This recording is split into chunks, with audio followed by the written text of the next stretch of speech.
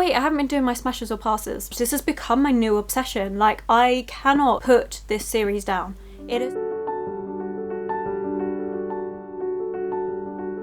Hello my loves, and thank you for joining me. It's Kirsten and we are doing the read and wrap up for June, and honestly it's been a really good month, so let's get into it. If you haven't seen these videos before, I do it in the smash or pass style, so I don't tend to give star ratings, so I just say what I liked, what I didn't like, and whether I would smash or pass. It's pretty fun, pretty easy. And let's start off with the ebooks for the month. You know what, I don't think I had any DNFs, which was really good. I mean, okay, technically I had DNF, but I can't talk about it, and that will come in July's wrap up. I will say no more. Ebooks. So we do have one ebook I am currently in the middle of, which will be going into July, and that is Will My Cat Eat My Eyeballs and Other Questions About Death, and this is by Caitlin Doherty. Caitlin is a mortician and went around hosting these different talks, and all the questions from children were the most interesting, and so she put them all together in a book and started answering them. It's really fun. I like the illustrations that are in here. It's just really entertaining, but this is a non-fiction book, so I'm taking my time with it.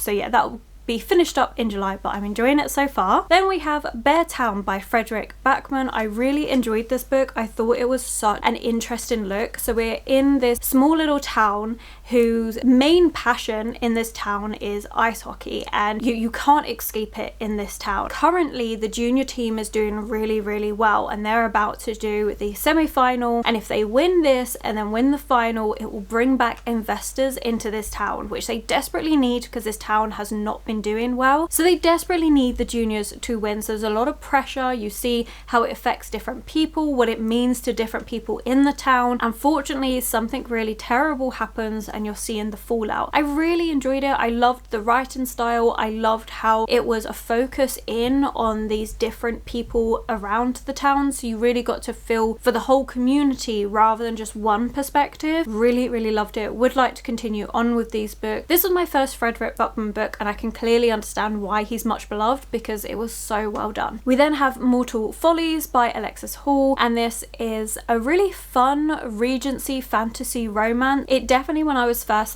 reading it, gave me Bridgerton vibes, but have it with fairies, and it's a mixture of mythology and folklore all kind of blended in together. And we have our narrator Robin telling us this story about this woman, Miss Mitchellmore, who ended up with a curse and all the things she needs to do to try and lift it. I thought it was really good. Was kind of surprised that that part of the story got resolved 50% of the way through, and then the latter half focuses on something slightly different. Still same characters and everything, but it was an interesting way of doing it. I did enjoy it. There is a second book coming out that I would be interested in picking up as well. But yeah, this was really good. Oh, I should mention Frederick Backman's book Bear Town I read on Libby. This one was a Kindle pick. I also read a little short story, and that is The Egg by Andy Ware. This came to my attention because of Leonie from the book Leo, and I really found this very interesting. So she did a recent video, which I've spoken about quite a bit, on short stories, and was reading books that have been recommended, and one was The Egg. She said how it was actually available on YouTube as a little production, so I decided to watch it, and it was really good. It's a short story that I kind of finished watching it. I was like, huh, that's different, but it hasn't left my mind. Like, I keep thinking about it. It's just this really short story about somebody that died, and it's kind of what happened after. I thought it was really interesting. It gives you a really different way to look at things, and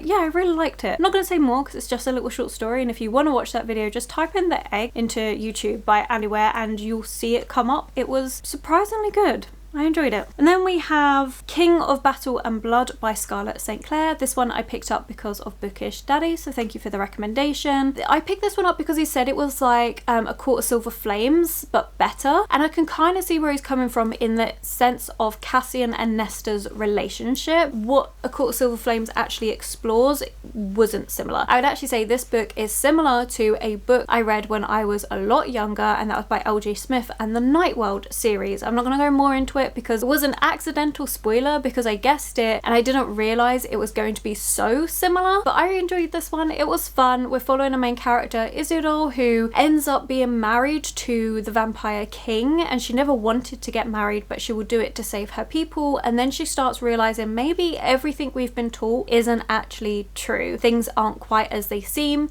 Very spicy, really easy to read. I read this one on Libby. The second one's also available on Libby, so I'll probably get to it at some point, but it was good. Like, it was an easy, fun time, and it was what I needed at the time. So yeah, it was good. I don't have much more to say on it. Oh wait, I haven't been doing my smashes or passes. We'll get to that. This one I would say is a very light smash. Like, it's not something I feel compelled to go out and buy, but it's also one I'm happy to continue reading the next book. I should say The Egg was a smash. I really enjoyed that. Mortal Follies is a smash, and so was Beartown. So it's all been great. We've had no passes so far. So yeah, that's all the ebooks. It's all been a great time. No passes on the ebooks front. It's been honestly one of the best reading months I have had. It's been so good. Now let's get into the physical book. So a book I'm currently reading that I've just been dipping in and out of is Midsummer Mysteries by Agatha Christie. I've not mentioned this in any vlogs because I've just been reading this at times when I've just finished a book that I was reading in the vlog and had still like an hour or so before bed, or like half hour before bed, and decided to pick up a little short story. I'm currently halfway through. There are 12 short stories in here. I've read 6 of them, so I'm up to page 106, and I do plan on reading the rest of these in July. So far I've been really enjoying them. I love a cozy murder mystery. It's just a really fun time. These ones, like, they're set in summer, but not all of them are set in summer. Some just give summer vibe. I think so far my favorite one was probably Harlequin's Lane, because this was probably the most paranormal lean-in that I have read from Agatha Christie, and I really enjoyed that. But yeah, so far this is a smash, but like I say, I will properly rate it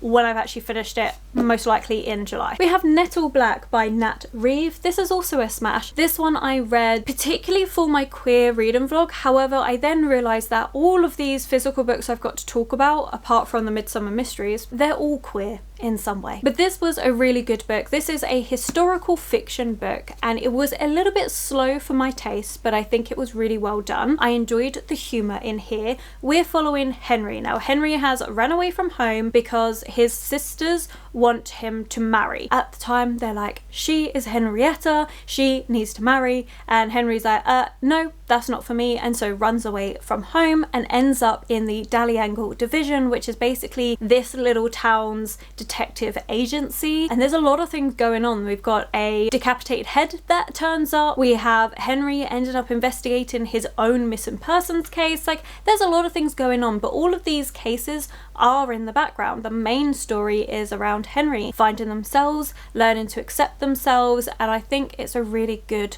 book. I also love just the idiosyncrasies of Henry as a character. He curses in fruit, which was just impeccable. I really loved that. It also talks about how to articulate queerness and things like pronouns, how to go about saying to someone like, what should I call you, because you don't want to say the wrong thing. And I liked that about this book. It was a very quiet book when it was discussing these topics, but I think it worked really well for the writing style, for the setting. I liked it. I think my only thing that I said in the weekly reading vlog was, for me, it was a little bit too slow, and I was expecting it to be maybe just a little bit more bold with the things that it was discussing, but instead it was just a very quiet, slow story, but it was really well done. So yeah, I did enjoy this one. I did start tabbing it, I then didn't continue, but I think this is one that I will eventually reread, and now I know what to expect from it, I can appreciate it that little bit more. Oh my god, this is so good. Probably my favourite book of the month is Harrow the Night by Tamsin Muir. So obviously this is a smash. Loved this so much. This is the second book in the Locked Tomb series, and I can really understand when people say this book is bonkers, because it is. It's so different to Gideon while still being similar at the same time. We're following Harrow. We've got Harrow's perspective in this book, and you get a few different timelines. You get the timeline continuing on from Gideon the Ninth, and then you get a timeline that's taken place at the same time as Gideon the Ninth, and then you get a timeline that looks at Harrow's childhood. And it is a little bit weird and wacky, and it does make you question things, but I adored this so much. This has become my new obsession. Like, I cannot put this series down. It is so good. I really cannot wait to read the next book. I saved a little short story. I've still got my bookmark in here. A little short story that is to do with the Locked Tomb series that I'm going to read in July at some point. Then I'm planning to read Nona the Ninth in August, which I already own, and then I'll be up to date with this series. It is so good and I love it. I did kind of guess some of the things that were going on, but I didn't mind that. I just thought it was so expertly done,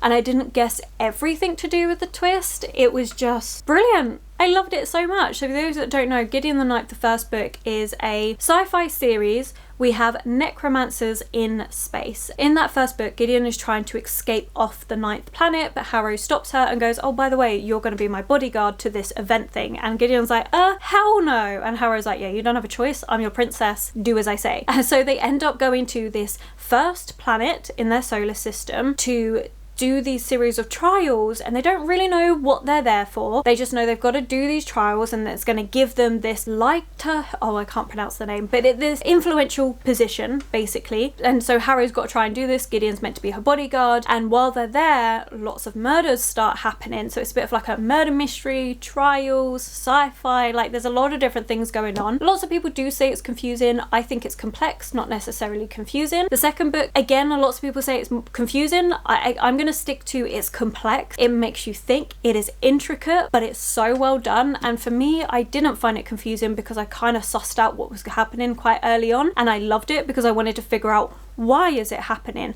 How is it happening? Who's behind it? So I loved that. Fantastic book. Please, if you haven't read the Locked Tomb series, go out and read it. It is so good. I mean, obviously, if you don't like sci-fi, if you don't want complex reads and stuff, then fair enough. But this is great. My favourite book of the month. Okay, we have another fantasy romance, which is Rule the Aurora King by Nisha J. Tooley. This is another smash, a lighter smash. The only reason why I really like this book is because it gives me Sarah J. Maas vibes without having to reread her books. So this one is a mixture of Throne of Glass and A Court of Thorns and Roses. I really do enjoy it. This second book is more leaning towards A Court of Mist and Fury, but with the main character from Throne of Glass, and I really enjoy it for that. It's a good time. Second book in the series. The first book we're following Law, who is in this really horrendous prison, manages to get taken out of this prison, has to take part in these trials to become a Sun Queen. Things go out from there. We also have a second perspective of Nadir, who is tasked by his father to look into the prisoner that escaped. It's a good series. I enjoy it. It's really not the best writing. Some of the spicy scenes are cringy, so it's like a lighter smash, and it's a smash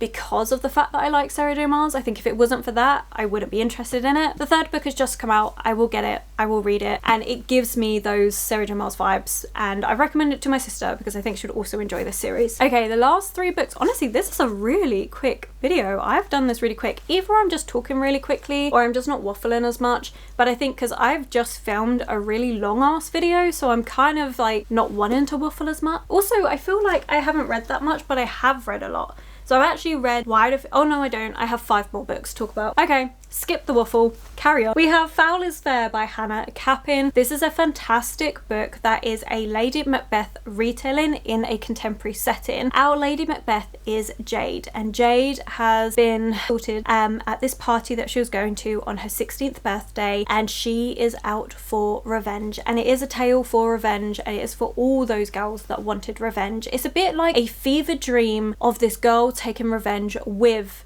influence from Macbeth. I had so much fun tapping this one. I'm really pleased I reread this one, and I'm going to say a lot of this in the weekly reading vlog as well that's coming out. But you know, I read this before reading Macbeth. I then read Macbeth, and now I've done a reread of this, and it is so good. And there are so many things you can take from this book, not just the Macbeth elements, but also the commentary on society, about how boys can get away with these sort of things if they've got enough money to, and just in general how girls are ridiculed like that. It is a really bold, to the point book. It does not hold back, and it's not going to be a writing style for everyone, and Jade is not a likable character, but I really love it anyway. This is a smash. Really pleased with it. Do think it's underrated. I never see anyone talking about it. But obviously check your trigger warnings because it does deal with a very dark topic. Just be careful about that going into it, but I just think it was a really good book. It's a book that is supporting women's wrongs, and I like that. We then have the book I read for my relax and readathon, which was so much fun. If you're ever interested to take a part, I'll have the playlist linked below for you.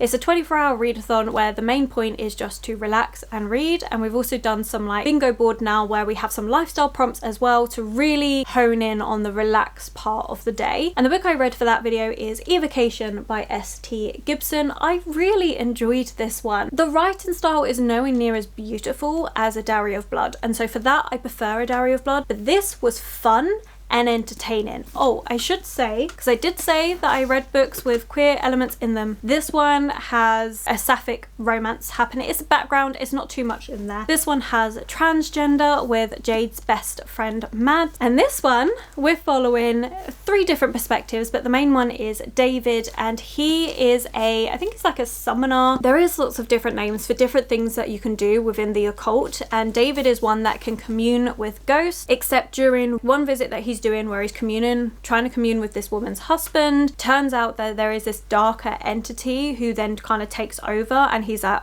oh my god, this is terrifying, what's going on? And he's like, I need help. But the only person he trusts is his ex-boyfriend, but his ex-boyfriend is currently married, and so he's having to go through his ex-boyfriend's wife, who is a witch, and she focuses on things like tarot and astrology and is asking them for help, and it all goes from there. It's mainly, we do have that plot line in the background of what's happening with David, the fact that there is this like demon out for his soul, do have that in the background, just like you have the whole society of sorcerers and everything that they're a part of. But the main focus of this book is the relationship and seeing that build between these 3 characters, and I did really enjoy it. So it definitely is more romance, paranormal leaning. I actually don't know where I'm going to put it on my shelves because it's not really a horror book, but it doesn't quite fit with the fantasy books fully. Like, I mean, I guess it does. Yeah, I haven't decided where this one's going on the shelves yet, but I really enjoyed this one. This is another smash. I just thought it was so fun, and it really lent itself well to a 24-hour readathon because I read it in a short amount of time, but there was so much going on that I was really invested. Like, I loved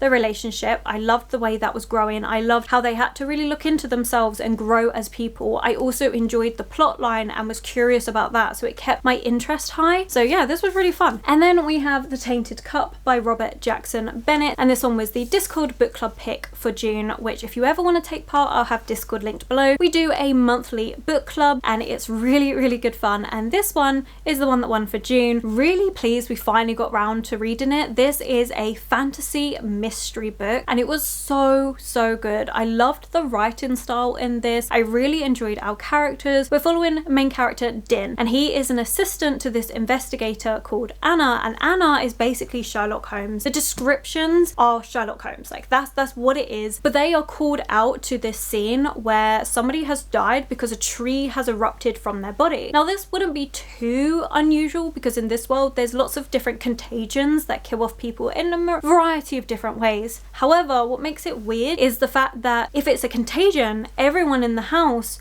would have been killed with it. So it's not a contagion, it's murder. And it's a really twisty, intricate plot, and I had so much fun trying to solve this one and having fun with it. It was really good. Also, Din is gay, so again, that's how we have pride in here. It was just really good. It was such a fun book. I really cannot wait for the second book, but I do think it's going to be like 2 years before we get that second book, which is good in a way because I have other books I need to read, and I actually have another book by this author that's a series. I loved this one. It was like Sherlock Holmes but put him in a fantasy world, and it's a woman now, and I loved it. I thought it was great. It was so entertaining. It was a little bit info dumpy at places, like I'm not gonna lie, there were instances where you just got loads of information dumped on you, but I honestly didn't mind that. I still found it interesting, and especially because of the way Din is as a character. So in this world you can have different enhancements, and Din is enhanced to be an engraver. He can see a scene, see what's going on, listen to things and remember it word for word, tiny finite detail,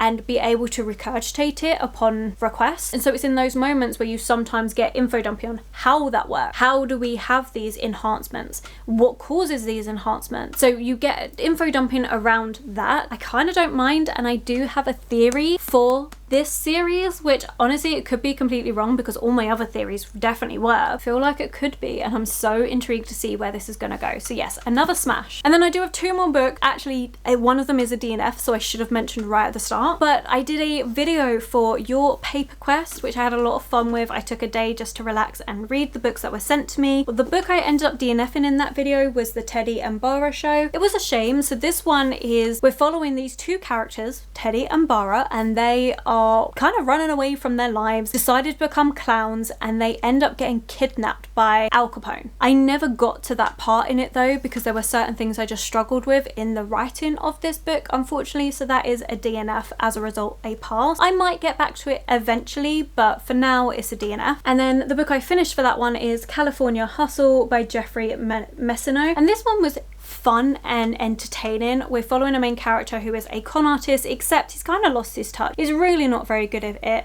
but he gets pulled into this bigger con that is happening, and it's all to do with social media and stuff, and it was ridiculous. Don't take this book seriously. It is so outlandish, and some of the things that are there, you're just like, that's clearly not the way it would happen. But it's also a heartwarming book about this man connecting with his kids, actually learning to become a father and finding out what is important in life. Like, it's an interesting one. My mum commented saying it sounds good, so I might give this one to her to see what she thinks of it. I'm gonna say a light smash. I'm kind of in the middle of a smash and pass, because I don't think I would reread this, but I did enjoy it, and it was, you know, it was a fun, heartwarming time. So there we are. Those are all the books I read for the month. This is more of the sort of length video that it was going to be. I was really shocked, and that is just because I didn't have all the books in one place. But yes, thank you so much for watching. Please let me know what your favourite book of June was, and if you've read any of these. My favourite was, of course, Harrow the Ninth. I loved that book, and then honestly the rest of them has just been really, really good reads. But Harrow the Ninth for me won this month. It was so good. I